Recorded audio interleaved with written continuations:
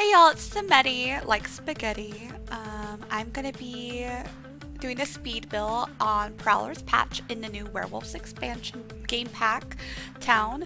I decided to make my take on like a rundown factory that might have used like some natural water for power and just kind of flip it and make it into like a cool industrial living space. So I will be pulling a lot of items from eco living and werewolves just to kind of blend it into the surroundings. So you're gonna see me here messing with the water features. The new pond tool, cottage living like elevated Sims 4, y'all. Like ever since cottage living, my life has been perfect. So you're gonna see me start doing the decoration on the outside. We're gonna be utilizing the bb.showliveeditobjects cheat. It's really useful if you want to do a lot of vegetation on a budget. It just really brings your build to life. The most challenging part of this build was figuring out the foundation and how to get this bridge functional to the actual house to where Sims don't glitch out. So there will be a moment ahead where my video messed up and you won't get to see how I finally figured out the problem or how the solution to the problem. However, I'm really happy with how it turned out because I just really like different levels on builds. I think it just adds a bit more interest, in my opinion, if things are on multi-levels.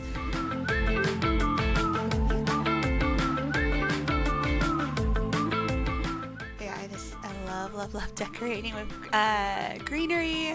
It just brings it all together with the outside map. When I first started building, I didn't really think about landscaping, but as you get older and you browse houses all the time, it's like, oh, landscaping's kind of a big deal. Probably should add that to my builds to be more realistic. So I'm adding my favorite debug object, which is I believe it's called the garden stone something. I can't remember off the top of my head, but it helps bring everything together. So I'm going to be working more on the greenery, and we're just going to fast forward to the next part.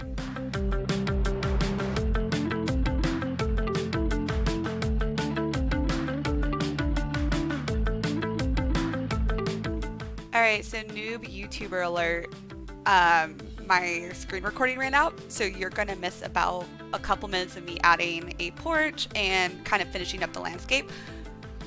So it's gonna look like wizardry, but I lost like 10 minutes of recording, so bear with me as I'm learning, as you do. So anyway, enjoy the rest of this build.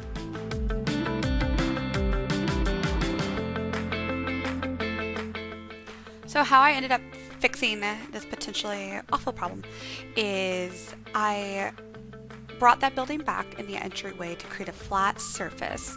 So it eliminated the need for me to bring that bridge to the front and eliminating any mobility issues the Sims could encounter. So generally how I do my builds, as you can kind of see, it's very sporadic, and I'm just exploring the new debug objects from our Werewolf expansion pack and seeing where it could fit best in the build. My playstyle is very, like I said, very sporadic. I have a general idea and just hope by the end of the build it works out. It does not always the case, but for this case it worked. So now I'm going to be adding rocks to using the rocks and plants to really bring this area to life more. I notice sometimes like when you use those pond tools and those water features, it just creates these hard edges that you're not going to normally find in the towns around you. So definitely covering up those corners, those ragged lines with plants. Now the only problem I keep running into, and it drives me nuts, when the plants and rocks float. It just looks like they're levitating in the air. You'll like finish a build and you realize, oh my gosh, all my plants are floating. Oh dear God. But I'm just trying to figure it out. If you have any tips or tricks for me, put it in the comments below, because even though I've played Sims my entire life, that's still a problem I'm not an expert at. But I'd appreciate any tips. So we should be wrapping up the exterior with rocks and plants. And I found like a nifty little trick I use to help me better find the plants I'm looking for, because the debug menu is very vast.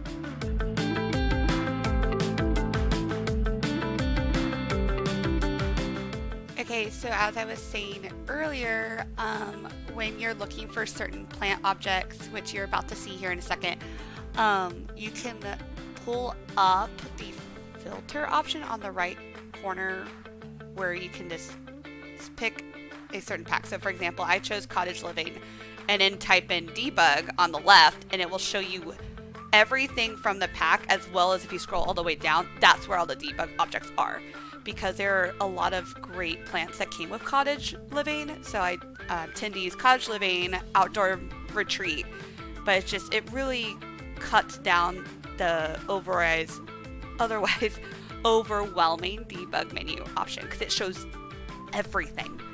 So I just find that very easy to do and it helps.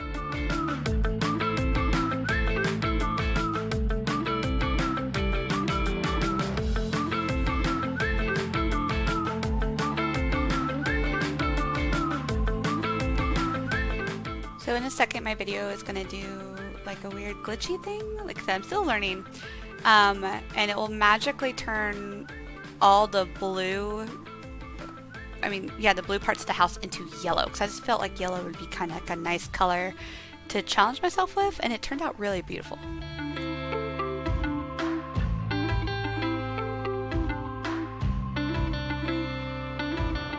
So we finally reached the inside of the house, and so I'm going to be using like eco, lifestyle, and werewolf packs to kind of make this look like a factory that was run down, but an eccentric werewolf came in. It's like, let me make this fancy and livable. So it's going to be modern with those industrial components. So you'll see I'm just like fiddling with some doors. I'm like, okay, let's see which one will fit the best part of the scheme. And I ended up just using a Stranger Things, oh my gosh. Great season, by the way. But Strangeville pack. And I'm really happy with how this bathroom turned out. I tried to make it as modern, old school as possible. So it's like you have all these nice appliances, but there's still like a gaping hole in the wall that you can just put a tarp over it. I'm in love with the new mirror from Werewolves. I've used it so far in all my builds. Like I went back and edited all my pre-saves with this mirror. I'm obsessed with it. So that kind of concludes the bathroom. I'm gonna add some like small details, a robe, because like you need a robe to go to the restroom. So now I'm going to be working on the entryway. I always like having homes with like a cool little entryway because that's more realistic. You always walk through the front door, it's like, oh, I'm just gonna dump my stuff here. So I'll be fiddling with the right kind of bookshelf. I finally landed on a Snowy Escape bookshelf. It just looked, I loved that natural wood with this wallpaper in the back. So I'm really happy with how this turned out. There was a lot of like second choices made here, and I challenged myself to use this rug. I have never used this rug before. Let me know if you have. Okay, so what ends up happening in this house, I make different levels with using that platform tool, separating out the entryway from the kitchen, from the dining room area, and the main living space. So the entryway came together very nicely. I've went back and edited a couple times because halfway through I was like, oh my gosh, this is all flat. This is kind of, it's not as interesting. So I go back and add those little plant wall dividers, which are my favorite. Throw in a gallery wall to make it interesting, and then I build the kitchen, which I'm surprised turned out as well as it did. That parenthood cabinetry just is amazing. It's just, I love browns and dark blacks. I just think it works. So I kind of talked over this little patio part. I added some quick natural elements with the industrial element, and it's just been playing with that. You'll see I'll be going back and forth between both patios because I'm like, oh, I can use this over there. So I've decided that my sim will, whoever lives here, will want a grill. And I remember this grill from, I believe it's the Explorer pack. Would look really good with the theme of just like industrial upcycling factory life. So we have now moved upstairs finally to our loft-ish area. I play with this wallpaper and flooring for way too long, But I finally ended up on more of like a brown hue instead of the dark grays, because we did enough grays downstairs. I wanted this to be more earthy, I guess you could say, a little bit more natural.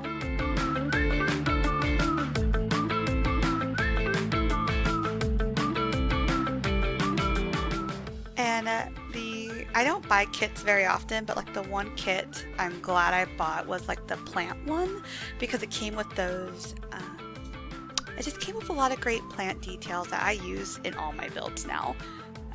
So I apologize in advance that if you don't have that kit. I used just a couple items, so it shouldn't be too bad if you don't have it. But like example, that propagating little, I don't know why, but it's just so pleasing. I use it all the time because it just seems realistic. Like people propagate now. It's like a thing. So I'm coming back in this room and just adding some old antiques and like the furniture from the werewolf packs to bring it more in. So like I said, it's a factory that was turned into a living space, so maybe this sim was on a budget. And for the life of me, I struggled with the rug, but finally landed on, I think, a cats and dog rug. But yeah, we're nearing the end of our build. I am just finishing that little rundown brick exterior patio of the house, making it like a little artist's grove. Trying to find those paint cans from the decoration, but could not find it. So I kind of gave up. It's like, you know what? We're going to use one of my favorite items from the Werewolf expansion pack, which is that like spray painting paint looking deal, because they're so cute. Like the little werewolf with the boombox. Alright, well I hope you enjoyed my very first speed build. This will be on my gallery as Samedi_13. I hope you enjoy it just as much as I have enjoyed building it.